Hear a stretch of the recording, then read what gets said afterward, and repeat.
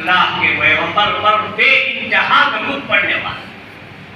کتنے ایسے خوش نصیب لوگ ہیں دنیا میں اللہ کے نبی صلی اللہ علیہ وسلم پر سینکڑوں کی تعداد میں نہیں، ہزاروں کی تعداد میں نہیں، بلکہ لاکھوں کی تعداد میں درود پڑھتے ہیں. 100 مرتبہ کون پڑھتی درود حاکم تھا روزانہ؟ ماشاء اللہ، اللہ قبول فرمائے.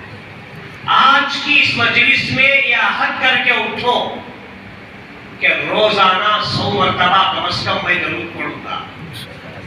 کون پڑھی گے؟ سب پڑھے. کیوں؟ اس لیے کہ رسول اللہ صلی اللہ علیہ وسلم نے ارشاد فرمایا، سنو حضرات صحابہ کیسے کیسے تھے، کیا کیا سوال کرتے تھے. اللہ کے نبی صلی اللہ علیہ وسلم کے کتنے احسانات ہمارے اوپر ہیں. ہمارا قصہ کیا ہے؟ اگر کوئی مصیبت کے وقت میں ہاتھ پکڑا تو اس کے احسان کو بھول سکتے ہیں؟ ارے بولو بھائی، بھول سکتے؟ نہیں بھول سکتے. زندگی بھر بھائی تمہارا بہت بڑا احسان، اچھے وقت میں تمہیں مجھے ساتھ دیے، رمضان جیسے موقع پر تمہیں مجھے یاد کر دی، کتنی دعائیں دیتی، اسے بھی، اس کے بچوں کو بھی، ماں باپ کو بھی. تیری عمر اللہ لمبی کرے، تجھے ہر مصیبت سے بچائے، خیر نازل کرے، کیا کیا دعائیں دیتے. اللہ کے نبی صلی اللہ علیہ وسلم کے ہمارے اوپر احسانات ہیں کہ نہیں؟ بولو، احسانات ہیں. کتنے احسانات ہیں، کوئی معمولی نہیں. آپ کی وجہ سے اللہ نے ہمیں قرآن دیا، ایمان دیا، دین دیا، اعمال دیا. اور روز قیامت میں اللہ کے رسول صلی اللہ علیہ وسلم سے ایک مرتبہ حضرت فاطمہ الزہرا رضی اللہ تعالی عنہا جو آپ کی بیٹی تھی سوال کرتی ہے کہ ابا جان، قیامت کے میدان میں میں آپ کو کہاں تلاش کروں؟ کون پوچھتی ہے؟ حضرت فاطمہ بیٹی پوچھتی ہے. پیغمبر نے فرمایا کہ بیٹی، مجھے قیامت کے دن تم تلاش کرنا چاہتی ہو، آ جاؤ، حوض کوثر پر ملوں گا. حوض کوثر پر آب کوثر میرے بندوں کو میں پلاتا رہوں گا، میرے امتیوں کو. حضرت فاطمہ نے عرض کیا کہ ابا جان، اگر آپ وہاں نہ ملے تو؟ فرمایا بیٹی، پل صراط کے راستے پر آ جانا، پل صراط پر آ جانا. کہنے لگی ابا جان وہاں کیا کریں گے آپ؟ کہنے لگے میری بیٹی، میں وہاں کھڑا رہوں گا اور جب میرے امتی وہاں سے داخل ہوں گے، پل صراط پر گزرنے کے لیے آئیں گے، تو میں اللہ سے دعا کروں گا، اے اللہ میرے امتیوں کو پل صراط پر آسانی سے گزرنے کی توفیق دے. کیا یہ احسان نہیں ہے؟ پھر اس کے بعد حضرت فاطمہ نے پوچھا کہ ابا جان، اگر آپ پل صراط پر بھی نہ ملے، حوض کوثر پر بھی آپ نہ ملے، تو پھر آپ کہاں ملیں گے؟ فرمایا اعمال نامے تولے جانے کے ترازو کے پاس میں رہوں گا. بیٹی فاطمہ نے پوچھا کہ ابا جان وہاں کیا کریں گے آپ؟ کہنے لگے کہ میرے امتیوں کے جب اعمال تولے جائیں گے تو میں اس پلے کو دباؤں گا تاکہ میرے امتیوں کے اعمال زیادہ تولے. کیا یہ احسان نہیں ہے؟ پھر اس کے بعد حضرت فاطمہ نے پوچھا کہ ابا جان وہاں بھی اگر آپ مجھے نہ ملے تو پھر کہاں ملیں گے؟ سرکار دو عالم صلی اللہ علیہ وسلم نے فرمایا کہ بیٹی فاطمہ، حوض کوثر پر میں نہ ملوں، پل صراط پر نہ ملوں، اور نامہ اعمال کے تولے جانے پر وہاں اگر میں نہ ملوں تو پھر جہنم کے دروازے پر آ جانا. حضرت فاطمہ کو تعجب ہوتا ہے، ابا جان جہنم کے راستے پر، دروازے پر کیا کریں گے آپ؟ فرمایا کہ بیٹی فاطمہ، میرا کوئی امتی وہاں پر داخل ہو رہا ہوگا تو میں اللہ سے سفارش کر کے اسے وہاں سے کھینچنے کی کوشش کروں گا. شفاعتی لأہل الکبائر، میری شفاعت میرے تمام بڑے گنہ گاروں کے لیے واجب ہوگی روز قیامت میں. تو کیا یہ احسان نہیں ہے؟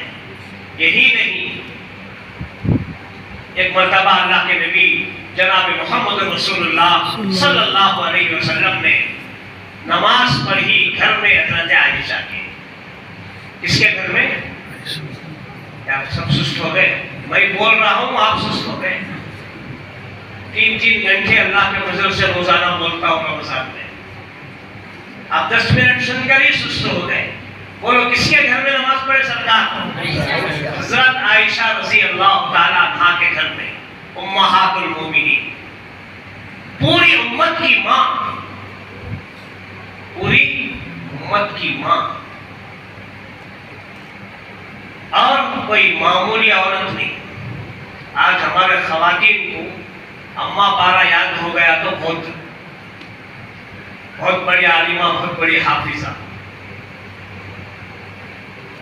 میں یہ سوال کرتا گیا، کس کس کے گھر والے کو کتنے سورے یاد ہے نہیں؟ پھر بعد میں مسجد میں جانے نہیں دیں گے نا آپ کے ہوم منسٹروں کو، ہے کہ نہیں ہے؟ لیکن حضرت عائشہ رضی اللہ عنہا، وہ بھی ایک خاتون، وہ بھی ایک عورت، لیکن حافظہ، عالمہ، مفسرہ، محدثہ، اللہ کے پیغمبر صلی اللہ علیہ وسلم کا آدھا علم رکھنے والی خاتون۔ اور میں اگر آپ سے پوچھوں کہ کتنے حدیثہ یاد ہیں، خیر یہ تو علماء سے سوال کرنے کا سوال ہے، علماء سے کتنے حدیثیں یاد ہیں؟ 1 حدیث، 2 حدیث، مولانا بولے تو مجھے 10 حدیثہ یاد ہے، خیر ٹھیک ہے بہرحال، لیکن حضرت عائشہ رضی اللہ تعالیٰ عنہا کتنی حدیثیں ان کو یاد تھی معلوم؟ 2210 حدیثیں اللہ کے پیغمبر سے روایت فرما کر امت تک پہنچ جاتی ہیں، اتنی بڑی محدثہ۔ اور حضرت صحابہ فرماتے ہیں کہ سرکار کے وفات کے بعد کتنے ہمارے ایسے مسائل تھے جو ہم حضرت عائشہ رضی اللہ عنہا سے پوچھ کر معلوم کر لیتے، اگر حضرت عائشہ نہ ہوتی تو وہ مسائل ہمیں کوئی بتانے والا نہ ہوتا۔ اتنی بڑی علم والی خاتون حضرت عائشہ فرماتی ہے رضی اللہ عنہا، میرے گھر میں سرکار ایک مرتبہ نماز پڑھتے ہیں، نماز تو آپ ہر وقت پڑھتے تھے گھر میں بھی، آپ نے فرمایا صرف مسجد ہی نماز کے لیے نہیں ہے، اپنے گھروں کو قبرستان مت بناؤ، گھروں میں بھی سنتیں پڑھو، نوافل پڑھو، رحمتیں نازل ہوتی ہیں۔ فرض پڑھنے کے لیے مسجد ہے، اللہ کے نبی علیہ السلام حجر عائشہ میں کبھی سنت پڑھ کر مسجد میں تشریف لاتے تھے۔ مسجد گھر کے اندر بھی نماز کا ایک حصہ رکھو، تلاوت کا ایک حصہ رکھو، ذکر کا ایک حصہ رکھو، تاکہ وہاں بھی رحمت کے فرشتے نازل ہوں، قرآن پاک پڑھنے والے وہاں بھی موجود ہوں، نوافل اور سنتیں پڑھو کثرت سے۔ تو حضرت عائشہ رضی اللہ تعالیٰ عنہا فرماتی ہے، ایک مرتبہ اللہ کے نبی علیہ السلام نے نماز پڑھی میرے گھر میں، نماز پڑھنے کے بعد جب آپ نے سلام پھیرا تو اس کے بعد دعا کے لیے آپ ہاتھ اٹھائے۔ کیا دعا فرماتے ہیں؟ آپ نے کئی دعائیں پڑھی، اس کے بعد آپ نے فرمایا اے اللہ میری امت کی مغفرت فرما۔ کیا دعا فرمائی؟ بولو بھائی، کیا دعا فرمائی؟ میری امت کی مغفرت فرما۔ نبی علیہ السلام میرے اور آپ کے لیے، قیامت تک آنے والے انسانوں کے لیے مغفرت کی دعا فرما رہے ہیں۔ پھر اس کے بعد حضرت عائشہ رضی اللہ تعالیٰ عنہا فرماتی ہے، سرکار کی زبان مبارک سے میں نے سنا اے اللہ عائشہ کی مغفرت فرما۔ کیا آپ نے کیا دعا فرمائی؟ عائشہ کی مغفرت فرما۔ میں خوش ہو گئی۔ سلام نماز کے بعد آپ کی دعا جب ختم ہوئی تو میں خوش نظر آ رہی تھی۔ اب ہمیں پتا چل جاتا ہے نا ہمارے گھر والی کب خوش ہوتی ہے کب نہیں، معلوم ہو جاتا ہے۔ حضرت عائشہ رضی اللہ تعالیٰ عنہا سے بھی اللہ کے نبی کبھی فرماتے تھے، عائشہ میں جانتا ہوں تم کب خوش ہوتی ہو اور تم کب ناراض ہو جاتی ہو۔ سرکار نے فرمایا، تو حضرت عائشہ نے کہا حضور یہ کیسا پہچان لیتے ہیں آپ؟ فرمایا جب تم خوش ہوتی ہو، کوئی بات کہنا ہو، کہتی ہو محمد کے رب کی قسم، کیا بولتی ہے؟ محمد کے رب کی قسم، یہ بات آپ کی زبان سے نکلتی ہے، اور جب تم ذرا مجھ سے خفا ہوتی ہو تو کہتی ہو کہ ابراہیم کے رب کی قسم، تو میں پہچان لیتی ہوں کہ عائشہ رضی اللہ عنہا یعنی مجھ سے ذرا خفا تو پیغمبر سے نہیں ہو سکتے، لیکن میاں بیوی کا تعلق ہے، اور اللہ کے نبی علیہ السلام سے زیادہ با اخلاق اور کون ہو سکتا ہے دنیا میں؟ تو بہرحال حضرت عائشہ رضی اللہ عنہا خوش تھی۔ سرکار نے پوچھا عائشہ کیا بات ہے، آج تم بہت خوش نظر آ رہی ہو؟ حضرت عائشہ نے فرمایا سنو، فرمایا سرکار آپ نے سید الکائنات میں، خلاصہ کائنات میں، اللہ کے پیغمبروں کے سردار میں آج میرے لیے دعا کی ہے، میں نے سنا، میرے کانوں نے سنا، تو اس سے بڑی سعادت اور کیا ہو سکتی ہے، اس لیے میں خوش نظر آ رہی ہوں۔ سرکار دو عالم صلی اللہ علیہ وسلم نے فرمایا عائشہ تم نے صحیح سنا، لیکن اس سے بھی عجیب بات میں تمہیں بتاؤں، یاد رکھنا تم جو ہے میری پوری بیویوں میں سب سے محبوب اور چہیتی بیوی ہو، تم نے سنا تمہارے لیے میں نے ایک مرتبہ دعا کی ہے، لیکن ہمارے ماں باپ آپ پر قربان، سرکار نے فرمایا میں میری قیامت تک آنے والی امت کے لیے روزانہ 5 مرتبہ دعا کرتا ہوں، 5 مرتبہ دعا کرتا ہوں۔ تو کیا یہ نبی کا ہمارے اوپر احسان نہیں ہے؟ اتنے احسانات، اب اللہ فرماتے ہیں کہ تم نبی پر درود بھیجو، سلام بھیجو، کیا درود نہیں پڑھنا چاہیے؟ یہ درود ہم پڑھتے ہیں تو ہمارے لیے ہر غم سے نجات، ہر فکر سے نجات۔ ترمذی شریف کی ایک روایت ہے، غور سے سنیں، پیغمبر علیہ السلام کے ایک صحابی ہیں حضرت کعب بن عجرہ رضی اللہ عنہ، فرماتے ہیں ایک مرتبہ میں اللہ کے پیغمبر کے پاس حاضر ہوا، حاضر ہونے کے بعد میں نے کہا سرکار انی اکثر الصلاۃ علیک، میں آپ پر درود پڑھنا چاہتا ہوں، کتنا درود پڑھوں، کتنا درود پڑھوں؟ تو اللہ کے نبی علیہ السلام نے فرمایا تمہارا دل جتنا چاہے، جتنا چاہے تم پڑھو، پڑھ سکتے ہو، پڑھو۔ انہوں نے کہا سرکار میں میرے تمام اوقات میں سے ربع فربع لگا یا رسول اللہ، چوتھائی حصہ، 4 آنے بولتے نہیں، چوتھائی حصہ، میں چوتھائی حصہ آپ پر درود پڑھنا چاہتا ہوں، جن کے 4 حصے کر کے ایک حصے میں درود پڑھنا چاہتا ہوں۔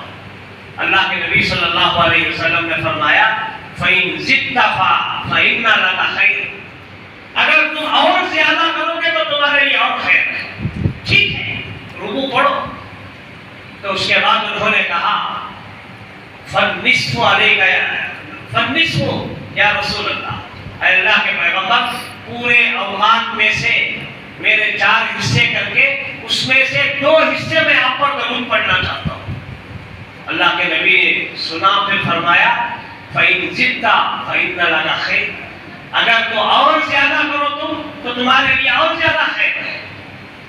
پھر وہ سوچنے لگے، کہنے لگے کہ سرکار میرے دن کو 3 حصوں میں تقسیم کرتا ہوں، اور اس کے بعد میں فَالثُّلُثَيْنِ 2 حصوں کو آپ کے لیے درود پڑھنے پر لگا دیتا ہوں۔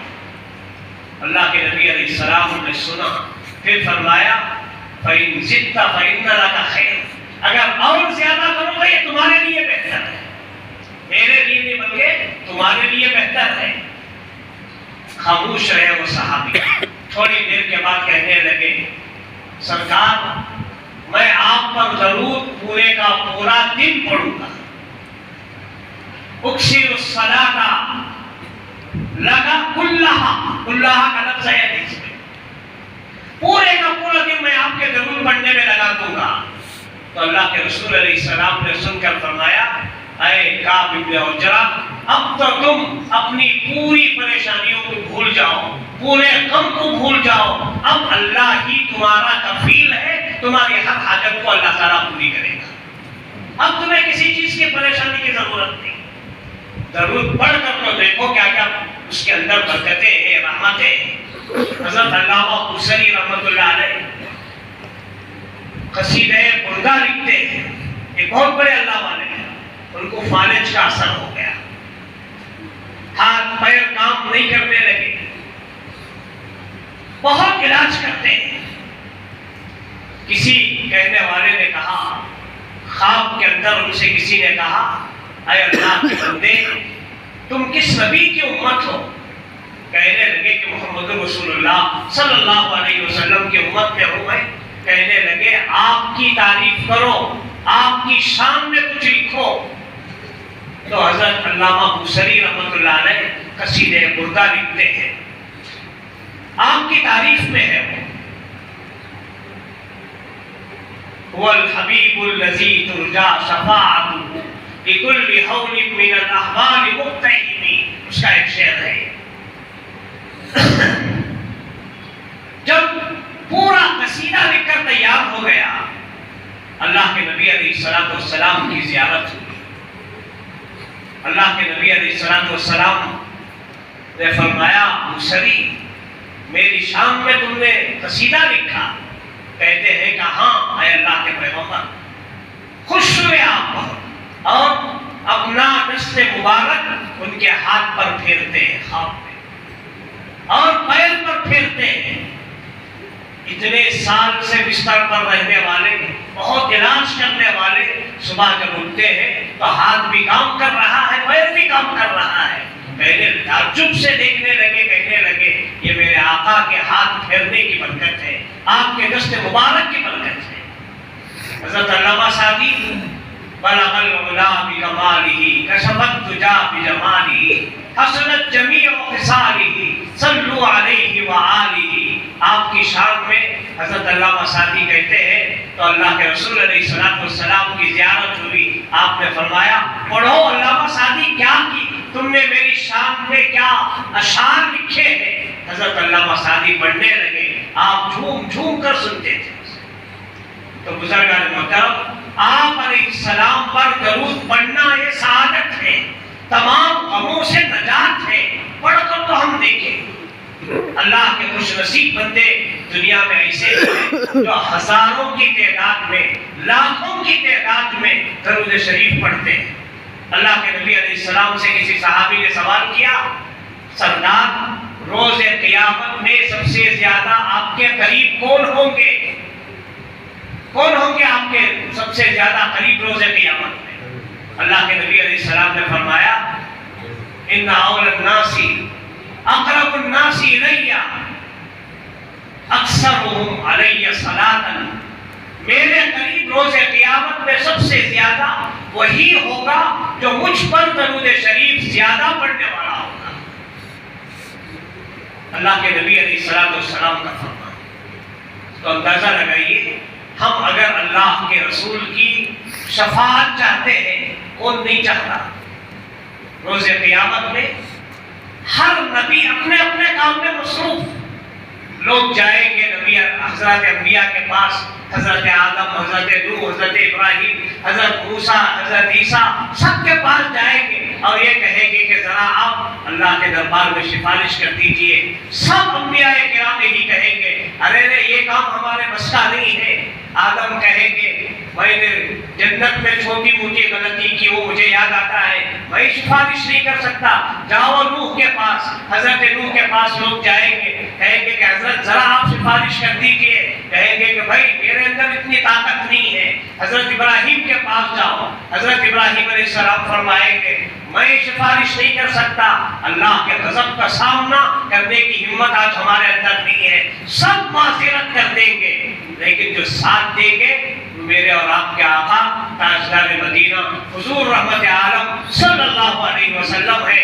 اللہ کے رسول نے فرمایا اس دن روز قیامت میں اللہ تبارک و تعالیٰ میرے اندر اللہ کی ایسی تعریف پیدا کریں گے، اللہ کی ایسی تعریف میری زبان پر آئے گی، میں اللہ کی بڑائی بیان کرنا شروع کروں گا، اللہ کی کبریائی بیان کرنا شروع کروں گا اور سجدے میں گر جاؤں گا، لمبا سجدہ کروں گا عرش کے پاس.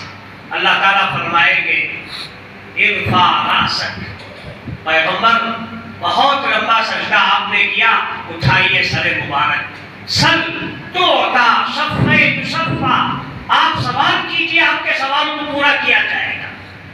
تو اللہ کے رسول علیہ السلام فرمائیں گے پروردگار میرا سوال یہ ہے کہ میرے امتیوں کو تو جہنم میں داخل مت کر۔ آپ نے فرمایا جب تک ایک بھی میرا امتی جہنم میں جائے گا میں سکون سے نہیں بیٹھوں گا، اسے ایک ایک کر کے اللہ کے دربار میں سفارش کر کے اسے میں جنت کا مستحق بناؤں گا۔ تو کیا اللہ کے نبی پر درود پڑھنا چاہیے یا نہیں پڑھنا چاہیے؟ اور کتنا پڑھنا چاہیے؟ جتنا ہم پڑھ سکتے ہو اتنا پڑھیں، ہمارے لیے خوش قسمتی۔